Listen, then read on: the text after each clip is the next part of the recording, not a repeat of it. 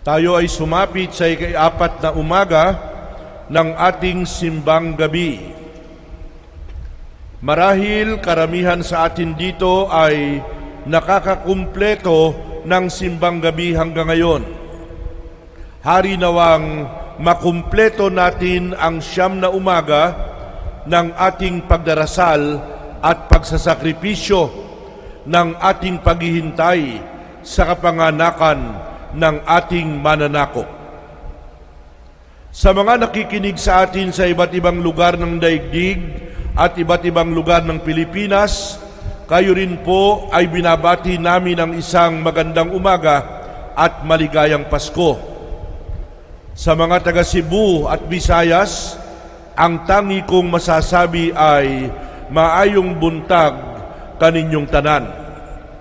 Marami ring mga Pilipino ang nakikinig at dumadalo sa ating misa sa ibang bansa, sa Amerika, sa Canada, sa Europa, sa Australia at kung saan-saan pa. Mga kapatid sa pananampalataya, dederetsuhin ko na kayo. Kung sino ang halos walang pambili ng gatas, ay siyang maraming anak. Kung sino pa ang mas nakaririwasa sa buhay, ay siya namang walang anak. May mga mag-asawa, ginagawang cottage industry ang panganganak. Sa Pilipinas noong araw ay pangkaraniwan ang malalaking pamilya. 5, 6, 8, 10, 12, 14, at may kilala pa akong mag-asawa, 16 ang kanilang naging anak. Kung kayo ay mamamasyal dito sa atin sa Pilipinas, mapapansin din natin na maraming bata sa kalsada ang nagkalat, palakad-lakad, patakbo-takbo, parang nagpapatintero, nasaan ang kanilang mga magulang. Bakit sila pinapayagan na magpakalat-kalat sa mga lansangan? Parang ang Pilipinas ay pabrika ng bata. Subalit ngayon naman, ang uso daw ay pakauntian ng anak.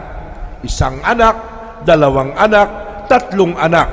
Mapagbiro ang tadhana. Kung sino ang walang maipakain, siya ang maraming anak. Kung sino ang nakakariwasa sa buhay, siya naman ang walang anak. Pero ngayon, hindi na yata uso ang paramihan ng anak. Mga kapatid, aminin man natin o hindi, may mga babaeng napakadaling magdalang tao, napakadaling magbuntis, napakadaling manganak.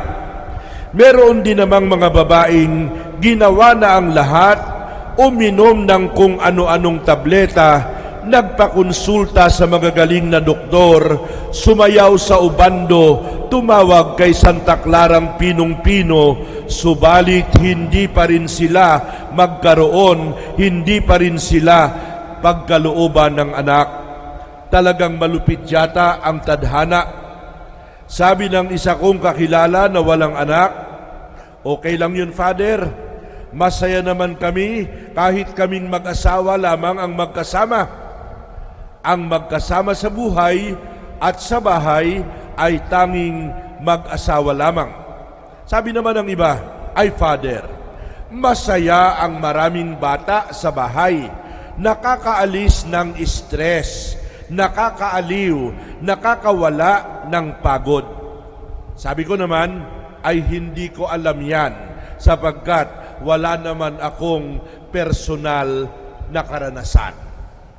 Mga kapatid, ang iba, ang anak ay aso. Sa Amerika, sa iba't ibang bansang maririwasa at iba pang mayayamang bansa, may mga mag-asawa ang tanging tagapagmana ng kanilang kabuhayan ay aso. A-S-O, aso. Sabi ko, hay, buhay. Maraming anak, maraming biyaya.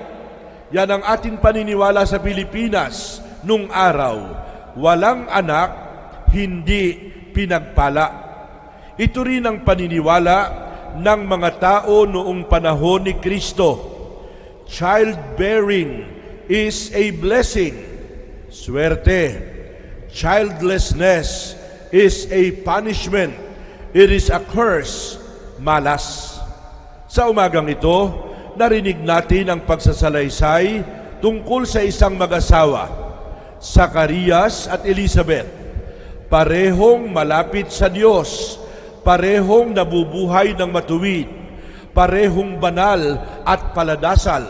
Subalit sila ay pareho ring matanda na, at hindi lamang iyon, si Elizabeth ay baog pa.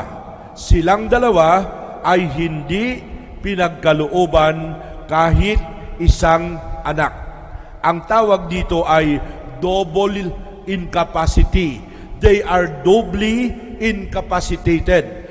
Parehong matanda, the first incapacity, and the second incapacity is that the wife is barren. Sila ay hindi binigyan ng anak. Alam mo ninyo, sa banal na tipan, lalong-lalo na sa lumang tipan, may mga iba pang halimbawa ng mga babae na walang anak o matagal bago nagkaroon ng anak. Halimbawa, kung nakinig kayo sa unang pagbasa, ito ay pagsasalaysay tungkol sa isang ina na nagtagal bago binigyan ng anak.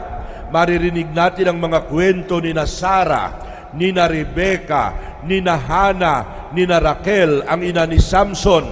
Lahat sila ay mga baog at hindi sila pinagkalooban ng anak. Ngayon, sa madaling salita, to make the long story short, may isang anghel na bumisita kay Zacarias.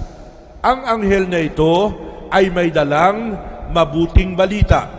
Ang anghel ay isang makalangit na bisita. At tuwing dumarating ang anghel, ang una niyang ginagawa ay ang tawagin ang pangalan ng kanyang dinadalaw. Kahapon, mapapansin ninyo, ay tinawag ng anghel na si Gabriel ang pangalan ni San Jose. At ang sabi niya, Jose, Jose, natutulog si Jose. At sa kanyang panaginip, nagpakita ang isang anghel, Jose, Jose, huwag kang matakot. Ganon din ang kanyang sinabi ngayong umagang ito sa ating ebanghelyo kay Zacarias. Zacarias, Zacarias, huwag kang matakot. At bukas, siya naman ay dadalaw sa mahal na Birheng Maria. Maria, huwag kang matakot. Kung inyong titingnan, ang pinakabisi, pinakaabalang anghel ngayong panahon ng Pasko ay walang iba kundi si Gabriel. Kahit saan siya ay naroroon, marami siyang dinadalaw, marami siyang kinakausap. Kahapon, si San Jose.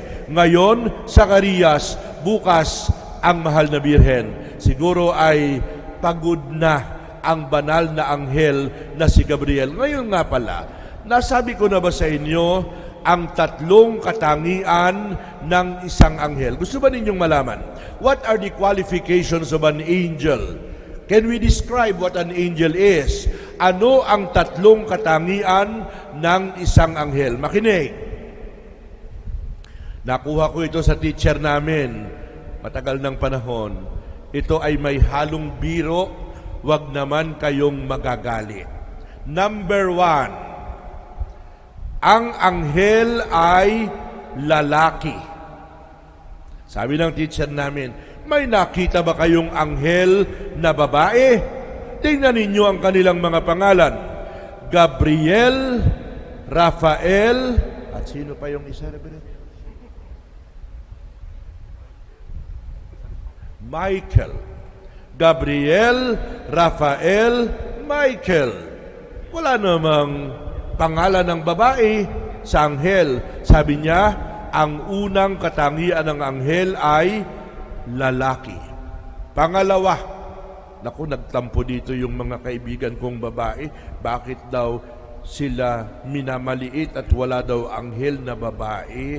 Bakit daw pag mga may drama-drama, ang anghel ay kung minsan ay babae? Pero tingnan ninyo, yung mga anghel, ewan ko kung may anghel sa simbahang ito, sila ay mga lalaki. Number 2, ang anghel ay bata. Nakakita na ba kayo ng anghel na matanda? Hindi pwedeng matanda eh. Paano yan? Busy yan, lipad yan ang lipad kung saan-saan. Kung yan ay matanda, ay ang pakpak niyan, mababali na agad. Hindi yan makakarating sa kanyang pupuntahan, mapapagod na agad yan. Kaya nga't ang anghel ay bata. Lalaki, bata. Ano ang pangatlo? Ang ikatlong katangian ng anghel, ang anghel ay pogi. Dapat pogi. Kung ang anghel ay hindi pogi, yung kanyang pagpapakitaan ay baka matakot at himatayin at lalong masindak at magtumakbo at hindi maniwala sa kanya. Kaya nga't ito ang tatlong mga katangian ng isang anghel: lalaki, bata, at pogi. Ganun pa man, totoo man ito o hindi, nung dumating ang anghel na si Gabriel kay Zacarias, ang kanyang tanging sinabi ay ito: Zacarias, dininig ng Diyos ang iyong panalangin. Dininig ng Diyos ang iyong dasal. Hindi makapaniwala si Zacarias sapagkat napakatagal na nilang humihingi ng anak. Napakatagal na nilang naghihintay. Hindi siya makapaniwala na dininig ng Diyos ang kanilang panalangin. Sa madakatuwid, sa madaling salita, nagdalang tao si Elizabeth. Alam naman natin siya'y matanda na. Hindi siya lumalabas ng bahay. Ay bakit hindi nalabas ng bahay? Ay baka pagtawanan ng mga kapitbahay. Ay sasabihin nila, ano ba naman itong lola na ito? Kung kailan naging lola, saka nagdalang tao. Ilang buwan din siyang hindi lumalabas at kahit na si Zacarias ay hindi rin lumalabas. Bakit? Baka sabihin ng mga kapitbahay, sabihin ng mga tao, ano ba naman itong matandang huklobang ito? Kung kailan pa tumanda ay saka pa nagdalang tao ang asawa. Sa makatuwid, iniiwasan nila na sila ay kutyain ng publiko. Iniiwasan nila na sila'y pagtawanan ng mga tao sapagkat ang isang babae na baog at ang isang mag-asawang matanda na dininig ng Diyos ang kanilang panalangin. Mga kapatid, ang pinakamagandang balita, ang pinakamagandang regalo at alaala, ang pinakamagandang handog na natanggap ng mag-asawang Zacarias at Elizabeth ang ating narinig sa umagang ito. Dininig ng Diyos ang kanilang panalangin. Maniwala kayo, dinidinig din ng Diyos ang ating panalangin. Kung minsan nga lamang, nagtatagal ang sagot ng Diyos. At kung minsan din ay ang sagot ng Diyos ay iba sa ating kagustuhan. Sana araw-araw mayroon tayong personal na intensyon sa ating misa. Araw-araw meron din akong intensyon, mayroon akong ipinagdadasal. Sana araw-araw ngayong simbang gabi, mayroon din kayong ipinagdarasal sapagkat naniniwala tayo na dinidinig ng Diyos ang lahat ng ating panalangin. Amen.